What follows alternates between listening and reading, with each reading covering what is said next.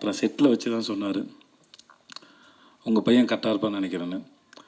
எனக்கு ஒரு மாதிரி சந்தோஷமும் இருந்தது, ஆனால் பயமும் இருந்தது. ஏன்னா அது அவன் எப்படி பண்ண போகிறானோ, இல்லை அப்போ தான் காலேஜ் படிச்சுட்டு நான் அப்போ தான் சேர்ந்துருந்தான். பட் எதுவாக இருந்தாலும் எனக்கு என் பையனுடைய முடிவுகளை அவனே எடுக்கணும்னு தான் நான் விரும்பினேன். நான் அது இன்னும் அவருக்கு ஒரு முறை 14 வயசு இருக்கும்போது சின்பாத் படம் அடிக்கும்போது, இப்போ ஏர்போர்ட்டில் மற்ற இடங்களில் அவனையே பழக விட்டேன். அவனே வந்து சொன்னான், அப்போ நான் இன்னும் வளரலை, என்னை தனியாக விடாது அப்படின்னு அவனே வந்து என்கிட்ட சொன்னான். இல்லைடா அது பழகிடும்னு நான் நினச்சேன். ஏன்னா எங்கள் அப்பா என்னை அப்படி தான் வளர்த்தாரு. ஸோ அதனால் அது ஹெரிட்டரியாக வர ப்ராப்ளம்னு நினைக்கிறேன் நான். ஸோ இந்த விஷயத்தை அவனே ஹேண்டில் பண்ண தான் நினச்சேன். ஸோ அவனும் கதை கேட்டான், மாஸ்டர் சொன்னாங்க, ரொம்ப பிடிச்சிருக்குனாங்க. இப்படி தான் இது ஆரம்பிச்சது. மற்றபடி அதுக்கப்புறம் நாங்கள் 2 பேரும் எதுவும் படத்தை பற்றி பெருசாக பேசிக்கல. ஏன்னா நிறையா பிறந்ததும் நிறையா பேசியிருக்கோம்.